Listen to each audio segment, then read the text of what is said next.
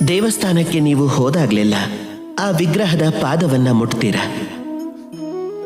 ಶಿವಲಿಂಗಕ್ಕೆ ಅಭಿಷೇಕ ಮಾಡಬೇಕಾದ್ರೆ ಸ್ವತಃ ನಿಮ್ಮ ಕೈಯಿಂದಾನೆ ಹಾಲಿನಿಂದ ಅಥವಾ ನೀರಿನಿಂದ ಅಭಿಷೇಕ ಮಾಡ್ತೀರಾ, ಅದನ್ನ ತೊಳಿತೀರಾ. ಇದರ ಹಿಂದೆ ಯಾವ ಅಂಧವಿಶ್ವಾಸನೂ ಇಲ್ಲ.